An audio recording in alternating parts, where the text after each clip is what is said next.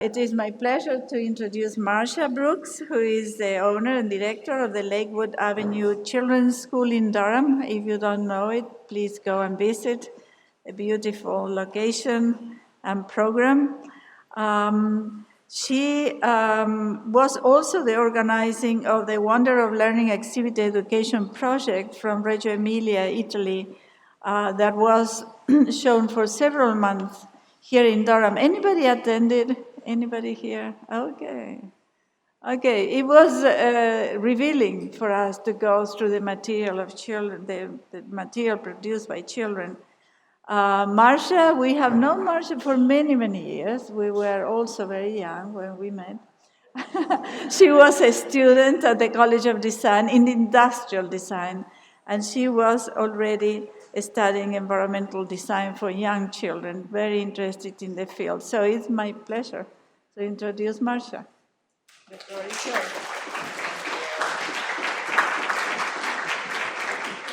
Good morning. Before I get started, I want to tell you a little about Lakewood, about the school, so you can put things in context when we get to the photos of the children in their outdoor environments. Lakewood Avenue Children's School is in a house in a residential neighborhood with a commercial district nearby. We get out into the neighborhood every day. We walk to the fire station, the grocery store. We get to walk to the scrap exchange. And we watch exciting events like neighborhood construction and repairs. Our curriculum is emergent, so we don't plan too far ahead. We base the curriculum on the developmental needs and interests of the children, and their interests often come from things they see in the neighborhood. The school has 3 outdoor areas. One is in the front on the right-hand side where the white picket fence is. That's where the gardens are, that's where the sunshine is. And then the porch is a really nice place for small group activities, art activities. And then on the left side, behind that car, you can't see there's a black wrought iron fence. That's the toddler play yard. They have a deck that comes out at the level of the building and then big steps that go down to a grassy area with a rubberized circle. This is the backyard where the older children play. You can see that everything is open-ended. There's nothing with a prescribed use, so the children are always finding new things to do with the same things we have. We do introduce new loose parts. Right now, we're really lucky that pecans and walnuts are falling from the trees. We have shade in the summer and sun in the winter, so it's a true blessing of nature there. I want to point out a few things because most of the pictures are going to be from this area. On the right-hand side, you can see easels. Way up in the corner behind the tree, you can see the front of a little playhouse that right now is programmed as a nature library with books inside and blankets and pillows. The wooden structure in the middle on the back is called an observation deck, and behind that is the digging area where we dig big holes and do water play. On the left-hand side is our big block area, and then the tubes are great for gross motor skills, dramatic play, even art activities. And then here on the bottom are poor little garden boxes with too much shade to grow anything anymore. So we're trying to figure out what to do with those now. Like most of early childhood programs, much of our focus is on social and emotional development, and the design of our outdoor spaces divided into activity areas has a natural way of drawing children together in small groups. Nilda talked a little about the Wonder of Learning exhibit. It was so great having it. It was here for 5 months. For me and the other hosts, it was like having an extra full-time job.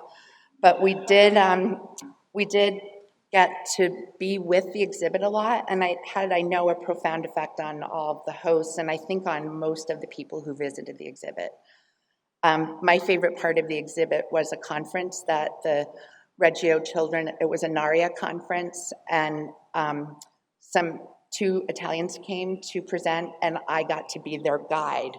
So I felt like I was like escorting Mick Jagger and Keith Richards around. It was pretty exciting stuff. And God bless Google Translate.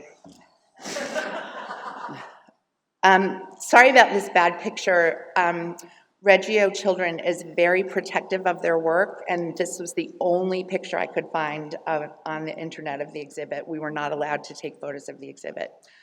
I just want to show, to put in context, the exhibit occupies 7,000 square feet of floor space, and it's organized into sections of 4x8 panels that all go together. And you can see some of them are curved, some of them are flat.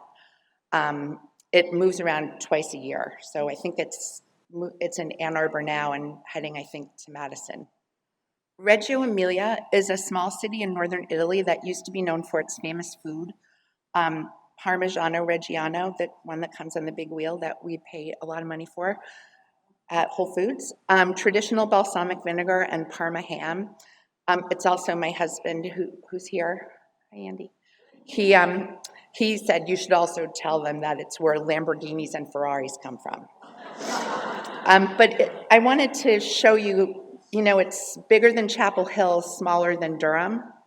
It's on the Roman road, so it's a walled city. After World War II ended in May of 1945, Italy was left in rubble. A group of Reggiani peasant women got together and convinced the city to sell a German tank and some other military equipment that was left in the city. And they marched and protested and got support of the people in the city to use some of that money to start preschools for young children so the moms could go to work. These women wanted a new kind of school for their children. They wanted something different from the public Catholic schools they had attended that focused on conformity and obedience to authority. After having survived the fascist regime of Mussolini and Hitler, they wanted their children to learn to be critical thinkers who valued individuality and would stand up to oppression and fight for equality. Loris Malaguzzi, who's considered the founder of the Reggio Emilia approach, in 1945, he was a 25-year-old primary school teacher. He heard about these women in Reggio Emilia, and just 5 days after the war ended, he rode his bike to Reggio Emilia, and he found the women washing bricks by the river, getting ready to use the bricks to build their school. When he told the women he was a teacher, they begged him to work with their children, but he said no, claiming he didn't really know anything about young children. The women continued to plead with him, saying, "Our children are every bit as smart as the rich people's children." That made a huge impression on him because that was something that he also believed. So he agreed to work with the children and to help start the schools, but only if they would allow him to work alongside the children and continue learning from the children. That was the beginning of the tradition of the teacher as a collaborator and facilitator, which is still one of the primary principles of the practice. Malaguzzi was a lifelong learner influenced by many early 20th century theorists of child development. From Vygotsky, he takes the social constructivist theory that human development is social and that knowledge is constructed through interaction with others. From Piaget, the belief that children are innately curious and want to solve intellectual problems, and the view of the environment as a teacher. From Dewey, the concept of the responsibility of being a social being, aware of the welfare of others. From Bruner, the ideas on how children learn through ever-complex spirals of knowledge and experience. From Erikson, views on the child's inner psyche. And here we have Bronfenbrenner again, the entwined psychological and sociological nest of experience. And from Montessori, the belief in the great capabilities of the individual child to develop self-dependence. In 1991, Malaguzzi and his colleagues were recognized around the world for their work with young children in Reggio Emilia. The December 1991 issue of Newsweek magazine named Reggio Emilia's Diana School as an example of all the preschools there as the best preschool in the world. The article was entitled, "A School Must Rest on the Idea That All Children Are Different." So I think that's good evidence that the women who originally wanted to start a school had that profound impact on the program. Now there are Reggio Emilia schools all over the world. The Reggio Emilia approach is a practice, it's a methodology, it's not a curriculum or a specific theory. There are some guiding principles that drive the approach, and it all starts with the image of the child and how you view children. This is a poem by Loris Malaguzzi, No Way the 100 is There. And for those of us who use the Reggio Emilia approach in our practices, this is always at the front of our minds. The child is made of 100. The child has 100 languages, 100 hands, 100 thoughts, 100 ways of thinking, of playing, of speaking, 100, always 100 ways of listening, of marveling, of loving, 100 joys for singing and understanding, 100 worlds to discover, 100 worlds to invent, 100 worlds to dream. The child has 100 languages and 100 more, but they steal 99. The school and the culture separate the head from the body. They tell the child to think without hands, to do without head, to listen and not to speak, to understand without joy, to love and to marvel only at Easter and Christmas. They tell the child to discover the world already there, and of the 100, they steal 99. They tell the child that work and play, reality and fantasy, science and imagination, sky and earth, reason and dream and thing are things that do not belong together. And thus they tell the child that the 100 is not there. The child says, no way, the 100 is there. This is Malaguzzi's view of the child. The child is rich in potential, able to co-construct their world, strong, powerful, and competent, able to develop their own theories about the world and how it works, able to explore such ideas in collaboration with other children and adults, able to use 100 languages with which to express themselves, which should all be equally valued, the potential to become a self-confident explorer, investigator with a sense of curiosity and the freedom of spirit to venture beyond the known and given. This is from the book Early Years, Pioneers in Context, which is a great book for educators. It has a chapter on Loris Malaguzzi that's wonderful. The teacher as collaborator. What does this mean? What does it mean? What does it look like? Basically, teachers follow the lead of the children. They collaborate with children to solve problems and learn about the world. They give children the power to lead the way in their own languages. Documentation and reflection. Teachers listen and take notes. They take lots of photographs. They collect artwork. Then they review all that information to learn more about the children, how they learn, and what they are learning. In Reggio Emilia, they make these very formal documentation panels. I don't think I don't know this, but not many preschools in America have these large format printers to do this kind of thing. At Lakewood, we use 3-ring binders for individual portfolios and classroom portfolios, and then large foam core panels with photographs and some quotes and anecdotes. Teachers document, organize, and reflect on where to go with curriculum. Then they go back and work alongside the children again, and that cycle continues. Environment as the third teacher. For many years, I thought of environment as the third teacher as meaning what we put in the environment for children to play with is really important, and I still believe that.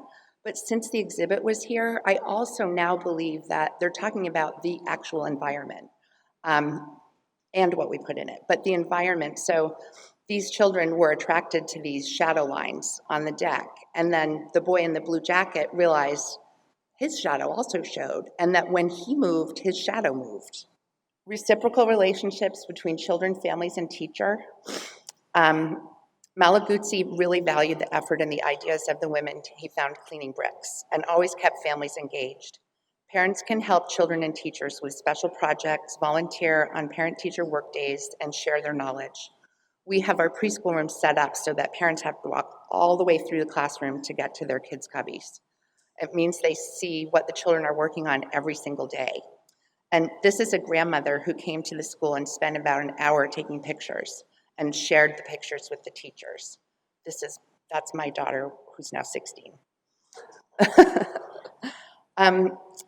One other principle that we really put a lot of stock in is this idea of reflecting a sense of place and of your community.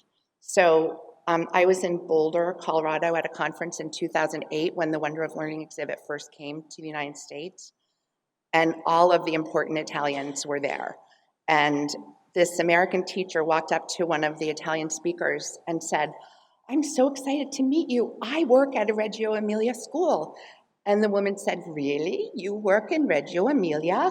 So I just overheard this conversation, but it made me realize that, we work in Reggio Emilia inspired schools. We don't work in Reggio Emilia schools unless we live in Reggio Emilia. So I work at a Reggio Emilia inspired school in Durham.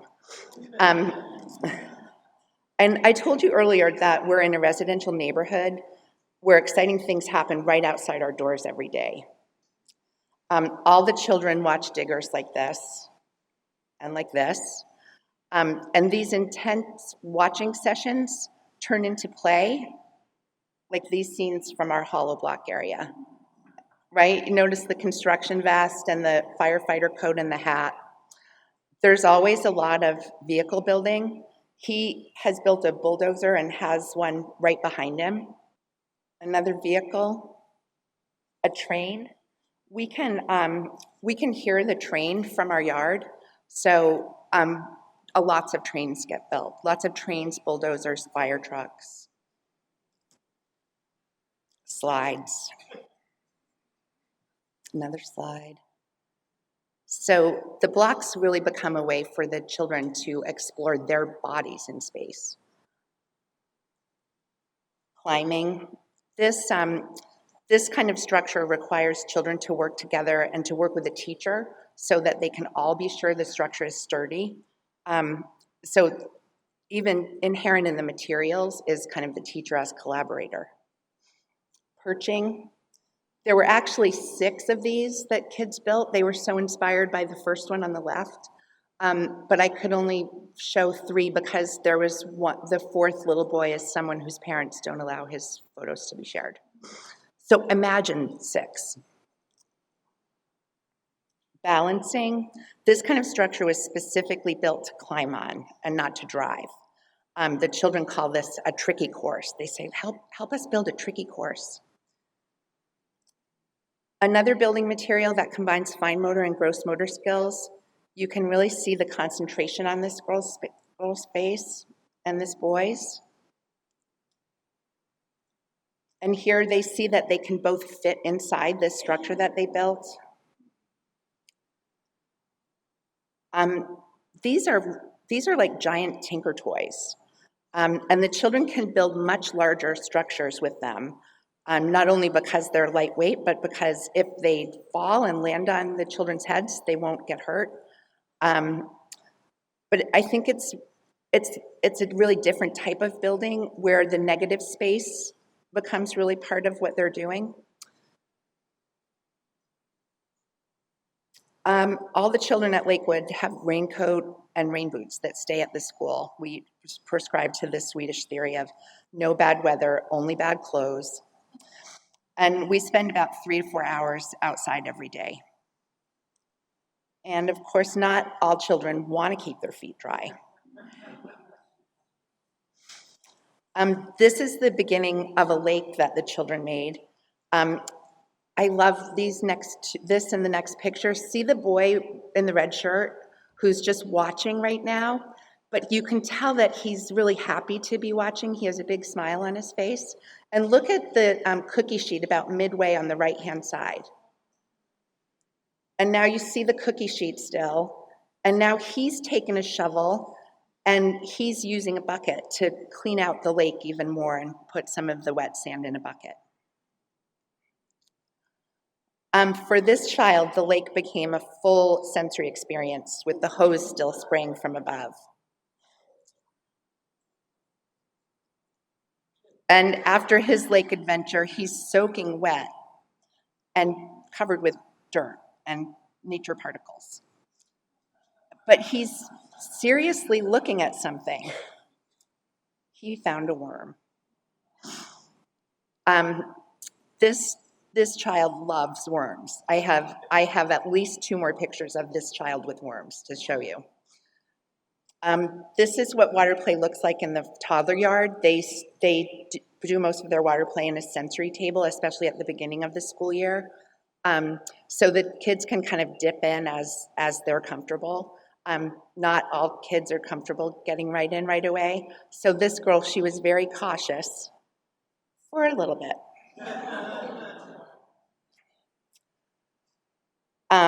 Dumping and filling is a favorite toddler activity. The suds move out of the sensory table. Here's a little boy filling up the back of a dump truck and dump. And, whoops.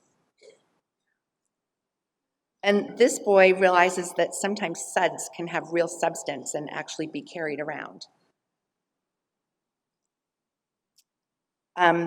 They notice that sand and water have a lot in common, but also a lot in different.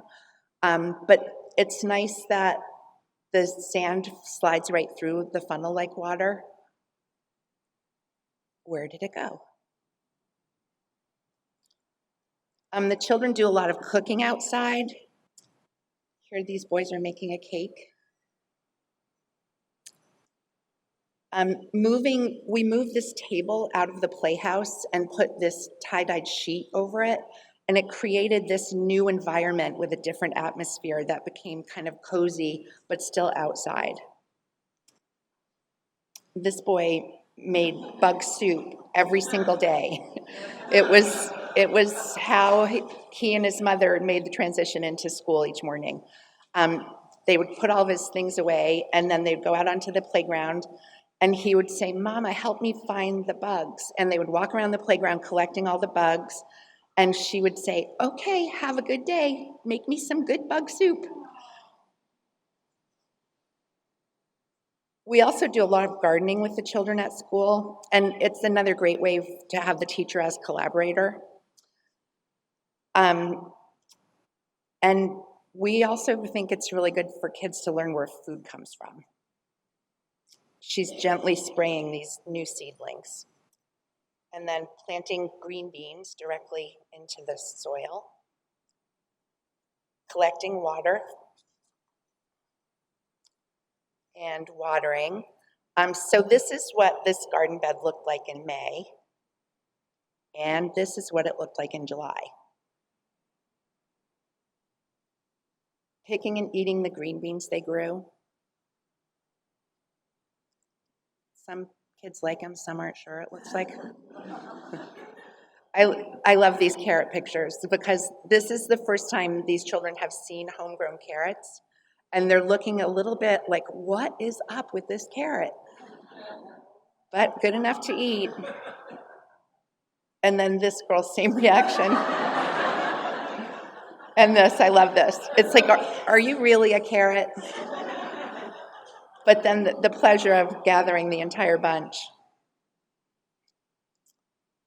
This is a bug house that the children and teachers made to attract bugs. The children love to find and observe worms and bugs and to walk around showing everyone individually, look at my bug, look at my bug, look at my bug.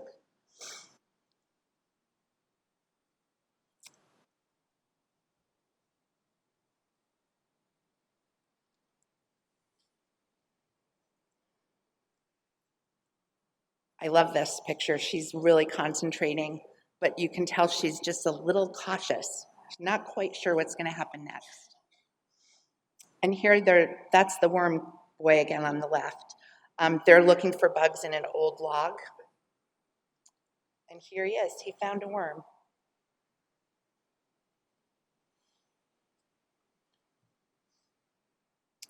Every morning, the teachers put paint and other art materials outside. Children paint directly on the easels. So this really focuses the children's attention on the process rather than a final product. And they can wipe it off themselves with a rag, and the teachers don't have to stand there and change the paper. More painting.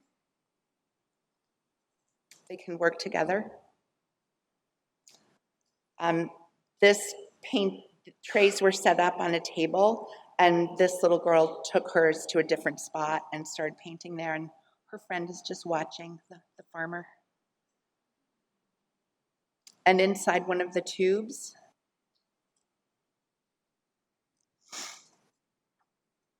This is a group art project on the deck. Transforming materials and drawing with chalk. Painting sticks.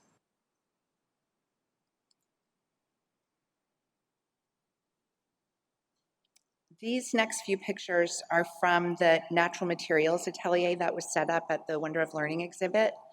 And we have our folks down here in the front from the little school to thank for this bamboo.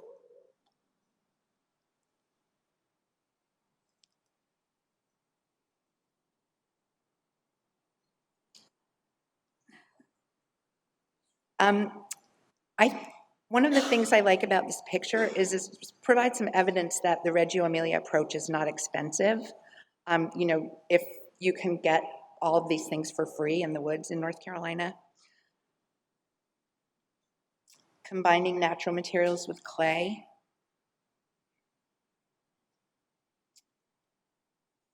Flowers, crushing up flowers to make powder. Taking a closer look at a magnolia with a magnifying glass. Natural materials collage on a light table. And finally, in nature, working outside with children, it's really important just to give them time to appreciate and enjoy and experience the pleasure of nature. Gardenias smell really good. And all the different colors of green in one fig tree. Picking a wildflower with your sibling. And finally, making new friends in the long shadows of the late afternoon. Thank you.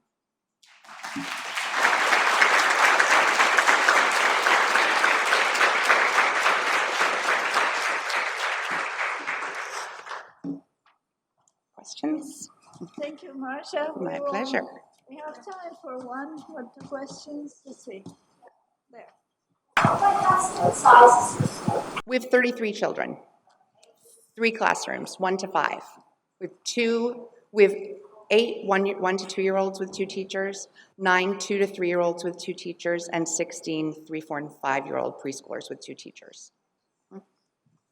So I have, I guess, more of a comment, sort of a question. So I'm very familiar with Reggio. I was actually there last year to visit. And I just wanted to say how much I love that you still use some plastic things like the tables and the PVC for your artwork, and then the trucks and the bugs. I've seen a lot of misconceptions about Reggio, and especially when people want to do a nature-inspired Reggio program where they think plastic is like completely unacceptable. So I just kind of wanted to point that out and say it looks great, but it really does have a place. And that you talked, and I do have a question though. So in Reggio, you said something about here in Durham, you talked about the location that you guys are close to. Mm-hmm. Is that kind of like a Remedia type thing that they have? Oh, the scrap exchange? Yeah. Could you talk a little bit about that and how that it's a great resource for teachers. It's in Durham in the Lakewood shopping center, which is a 5-minute walk from our program. And they've started out collecting refuse from manufacturing, and now they have a huge facility, so they also take like thrift store stuff. They're moving all the thrift store stuff to another space, so it will be more like Remita in the future. It's a nonprofit. Yes, so they raise money. Mm-hmm.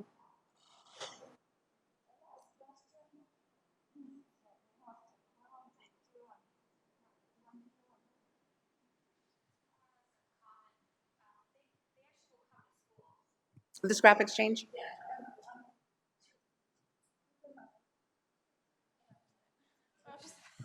She wanted just everyone to know that the scrap exchange will come to your school. So this is more of a question, a thought-provoking question for all of us in this room, and about how we need to change the paradigm amongst all levels of education, and that I'm always in conflict with the idea that Reggio started by poor folks for poor folks, and now it is pretty much only accessible to wealthy people with like a few scholarship low income folks. And like, what are we doing?